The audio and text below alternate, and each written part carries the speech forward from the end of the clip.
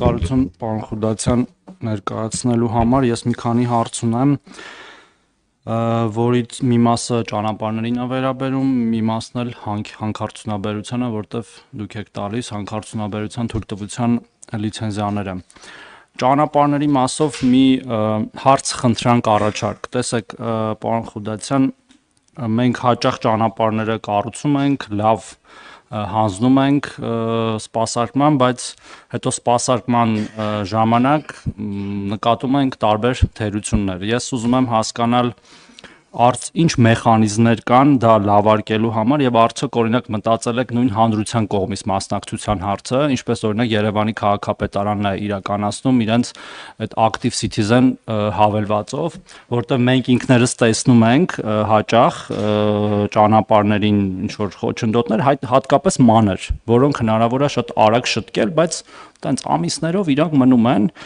մտածում ես կամ սպասարկողները վաղուց այդ տարածքով չեն անցել, կամ անցել են չտեսնելու են տվել։ Նույն ուրիշ հարց էլ այդտեղ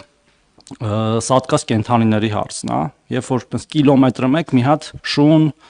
կատու, չգիտեմ, այլ վայրի կենդաններ, էլ հակասանիտարական վիճակը էլ չեմ ասում։ Այդ մեկ որպես հարց, պարոն Խուդացյան,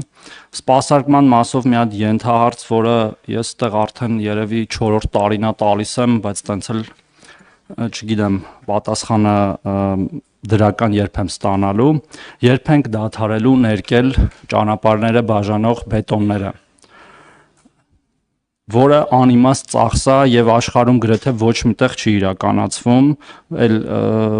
տեսանյութեր եմ հրապարակել եւ այլն, ու ավելին ասեմ, այդ ներկելը ավելի շուտ է փչացնում այդ բետոնները, քան թե չներկելը, եւ դրան ավելի երկարատև եւ էժան լուծում կա անդրադարձիչները դնել եւ սպասարկել այդ անդրադարձիչները։ Այս ճանապարհների մասով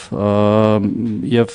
երկու կարճ հարցեր, պարոն Թունյան, եթե թույլ տաք, Դիլիջանի թունելից ինչ կասեք, պարոն Խուդացյան, այդտեղ ինչ լուծումներ ունեն, գիտեմ, որ ուսումնասիրություն էր իրականացվում, կամ պետք է վերանորոգեին, կամ հետո հասկացանք, որ վերանորոգելը չի ստացվում, նորը պետք է կառուցենք, այդ մասով ինչ զարգացումներ ունենք, ու հանքերից Ես սենց ոչինչ չէ, որ սենց տալիս եմ, հետո պարոն Խուդացյանը պատասխանի, պարոն Թունյան, մի քիչ շատ։ Հա, ուրեմն վերջերս հատկապես անցյալ տարի աշնանը եւ հատկապես այս գարնանը շատ է խոսվում Երևանում փոշու մասին։ Փոշի, քամիների ժամանակ փոշի եւ այլն, ու մի քանի ուղղություն կա, թե ինչու է Երևանում փոշի։ Դրանցից մեկը ջրաբերի հանքերն են ավազային, որոնց թույլտվությունները իմ մոտ կա տեղեկանք 12 թույլտվության, որոնց թույլտվությունները տարբեր տարիների են տրվել 12, 12, 18, 22, 18, 12, 12 ու որից մեկը այս վերջերս է տրվել 03-01-2025 թիվ։ Հիմա բոլորս այդ ճանապարհով երթևեկում ենք եւ շատ ամենածանրաբեռնված ճանապարհներից մեկն է, որ գնում ենք դեպի Սևան, ճանապարհի աջ եւ ձախ կողմերում տեսնում ենք այդ հանքերը, տեսնում ենք այդ փոշին, ճանապարհի վրա լցվող փոշին եւ քամու միջոցով Երևան բերվող փոշին։ Հիմա ճիշտ է, տկենի գործը չի փոշու դեմ պայքարը, այսպես ասած ենթադրում եմ, բայց արդյոք օրինակ նոր լիցենզիաներ տրամադրելը դրա մեջ չի մտնում, որ տեսնելով իրավիճակը դադարենք այդտեղ գոնե նոր լիցենզիաներ տրամադրել եւ գործող լիցենզիաների կատարման ընթացքն էլ այո տեսչական մարմինների միջոցով կամ շրջակա միջավայրի նախարարության ինչ որ ռեկուլտիվացիայի կամ այլ ծրագրերի միջոցով լուծենք, որովհետեւ տենց անverջ կարող ենք իրար մեղադրել կամ բարձրացնել այս հարցը, բայց երբեք էլ լուծում չստանալ եւ այս ամենաբաներից մեկն է փոշու գոյացման աղբյուրներից մեկը էսա, որ ինչ ուզում ենք մենք Երևանում անենք, ինչքան ուզում է շենքերի վրա ցանցեր կառուցենք, չգիտեմ, բեռնատարների ակերը լվանանք, շինհրապարակները ուղենք, եթե ինչ որ մի տեղից իսկ քամիները փչում են այնտեղից փոշի է գալու, մեկը փոշի ալնելու Երևանում։ Ես խնդրում եմ այս հարցով մի հատ նախարարության դիրքորոշումը ասեք։ Եվ նաեւ այն տեսանկյունից արդյոք այս հանքերը անփոխարինելի են Երևանին մոտ գտնվող այս ջրաբերի հանքերը, թե ուրիշ տեղից էլ կարելի է ավազ ստանալ ու ավելի լավ պայմաններում, որը բնակավայրերում այսքան մեծ փոշի չի գեներացնի։ Շնորհակալություն։ Խնդրեմ, պարոն Խուդացյան։ Պարոն Թորոսյան, հարցերի համար երևի ամենասկզբից այն հերթականության, որ տվել եք, այդ նույն հերթականությամբ էլ փորձեմ պատասխանել։ նախ մեր բոլոր համայնքային կայքերը եւ ճանապարհային դեպարտամենտի կայքը առանձին ունի այնպիսի հնարավորություն, ինչպիսին մոտավորապես տալիս է ակտիվ քաղաքացին, խոսքը նկատի ունեմ հետադարձ կապի ապահովման մասով, չնայած դրան կա վարչապետի հանձնարարական, որ միասնական հարթակ ստեղծեն եւ մեր գործընկերները հիմա այս օրերին աշխատում են այդ ուղղությամբ եւ կարծում եմ մոտակա ամիսների ընթացքում մենք եւս միասնական հարթակ կունենանք, որը կկապի ուրեմն հանրապետության տարբեր համայնքների տարբեր խնդիրներ եւ դրանց համակարգումը կանի տարածքային կառավարման եւ ենթակառուցվածքների նախարարությունը ներգրավելով հենց ուղիղ համայնքներին եւ նաեւ ճանապարհային դեպարտամենտին խոսքը ոչ միայն ճանապարհներին է վերաբերվում, այլև տարատեսակ խնդիրներին, որոնք մարդիկ ականատես են լինում համայնքներում եւ համայնքներից դուրս։ Ճանապարհների սպասարկման հետ կապված պիտի ասեմ, որ երկու տեսակի իրավիճակ ունենք, առաջինը ճանապարհներ, որոնք ավարտվել են եւ օրենքով սահմանված կարգով հանձնվել են ճանապարհների սպասարկման, այսինքն այնտեղ մրցութային գործընթաց է եղել պայմանագրերի շրջանակներում, իսկ այդ պայմանագրերը ներառում են ինչպես մաքրություն, այնպես էլ կողմնակների հարդարում, ըստ անհրաժեշտության փոսային նորոգման աշխատանքներ, ամառային եւ ձմեռային սպասարկման աշխատանքներ գծանշում, այդ մասով որտեղ ունենք պայմանագիր իրավիճակը բավականին լավ է, չնայած պիտի արձանագրեմ, որ վերջին 2-3 ամսվա ընթացքում շուրջ 20-ի հասնող ուրեմն կազմակերպությունների չի վճարվել ավելի քան 100 միլիոն դրամ գումար, այդ կազմակերպությունները ստիպված են եղել աշխատանքներ իրականացնել 2 անգամ, այն աշխատանքները, որոնք այլևս այդ ժամանակը բաց է թողնված, իրենք չեն կարողացել լրացնել եւ ավելի քան 100 միլիոն դրամ այդ մասով իրենք պակաս են վճարվել, կարծում եմ հետևողականությունը կբերի ցանկալի արդյունքին։ Բետոնների ներկման հետ կապված պիտի ասեմ, ուսումնասիրություն կիրականացնենք անպայման, եթե պարզվի, որ այնտեղ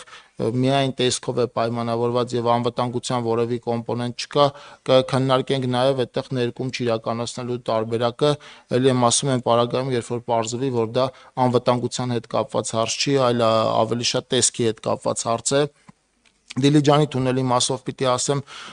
մենք այստեղ թունելի հետ կապված երկու տարբերակ ենք քննարկել, առաջին տարբերակը երբ որ պիտի ուրեմն վերանորոգենք, հիմնանորոգենք թունելը, որովհետև թունելը իսկապես նորոգման կարիք ունի, այդ դեպքում դրան գումարվում էր նաև Սևմիոնովկայով անցնող ճանապարհը միջպետական ստանդարտների բերելը, որը լրացուցիչ ուրեմն ծախս է ենթադրում պետական բյուջեի համար, պիտի ասեմ, որ դա էլ իր հերթին կարճաժամկետ էր լինելու, որովհետև հասկանալի է, որ թունելը հետո շահագործումից հանձնելուց հետո մենք այդ ստանդարտներին համապատասխանող ճանապարհ մեծ հաշվով այդպիսի կարիք էլ չենք ունենալու, որովհետև ինչպես հիմա այնպես էլ թունելի շահագործման հանձնելուց հետո հիմնական երթևեկությունը դեպի Տավուշի մարզ անցնելու էր թունելով։ Այս երկուսի պարագայում, այսինքն թունելի հիմնանորոգում գումարած Սեմյոնովկայի ճանապարհի միջպետականի ստանդարտներին բերելը նույն ֆինանսական հետևանքներ առաջացնելու բյուջեի համար ինչ որ նոր թունելի կառուցում է եւ մենք այս պահին արդեն պիտի ասեմ, որ որոշում ունենք Դիլիջանի թունելի անմիջապես կողքով նոր թունելի կառուցման նախագծի վրա ենք այս պահին աշխատում, առաջիկայում ավելի կոնկրետություն կունենանք, թե կոնկրետ որ հատվածով կանցնի թունելը, բայց այդ մասով վերջնական որոշում ունենք։ Դրան զուգահեռ թունելը հիմա ընթացիկ նորոգման կենթարկվի, որը հնարավորություն կտա երթևեկը պահպանել այնքան, ինչքան անհրաժեշտ կլինի մինչև նոր թունելի կառուցման եւ շահագործման հանձնելը, որից հետո գոյություն ունեցող թունելը կմնա որպես երկրորդ թունել, այսինքն վթարային իրավիճակների համար եւ այսպիսով այդտեղ էլ անվտանգության մակարդակը էականորեն կբարձրանա։ Ավազի հանքերի ու ընդհանրապես ընդերկօգտագործման մասով պիտի ասեմ, որ վերջին ընթացքում բավական պակասել է նոր լիցենզիաների տրամադրումը, ես այս բանին ձեռքից տակ կոնկրետ համեմատական չունեմ, բայց խոստանում եմ անպայման փոխանցել ձեզ։ Մենք մետաղական եւ ոչ մետաղական հանքերի մասով հիմա խիստ վերահսկողություն ենք իրականացնում, առաջին հերթին լիցենզիա տրամադրելուց մեծ ուրեմն ուշադրություն ենք դարձնում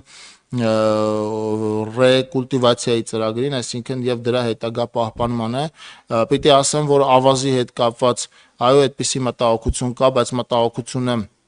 այս պահին շատ ավելի սրված է Արաքսի հովտում եւ մենք այնտեղ զերծ ենք մնում նոր լիցենզիաների տրամադրումից, մինչեւ ուրեմն լվացման հատուկ կայանի կառուցումը, որը հնարավորություն կտա առանց գետի հունին ուրեմն փոփոխություններ անելու ավազի արդյունահանում իրականացնել։ Արաքսի հովտում այս պահին այդ մասով խիստ սահմանափակումներ ունենք եւ արդեն տրված լիցենզիաների մասով էլ խիստ վերահսկողություն ունենք։ Կարող ենք քննարկել մերձ Երևանյան հատվածներում ավելի զերծ մնանք լիցենզիաներ տրամադրել տրամադրելուց, չնայած պիտի ասեմ, որ վերջին ուրեմն մի քանի ամսվա ընթացքում լիցենզիաների քանակը էապես պակասել է եւ եթե չեմ սխալվում, այդպիսի առնվազն վերջի 3-4 ամսվա ընթացքում այդպիսի 1 կամ 2 դեպք ունի տարածքային կառավարման եւ ենթակառուցվածքների նախարարությունը։ Ոնց որ թե մյուս հարցերին անդրադարձա։ Շնորհակալություն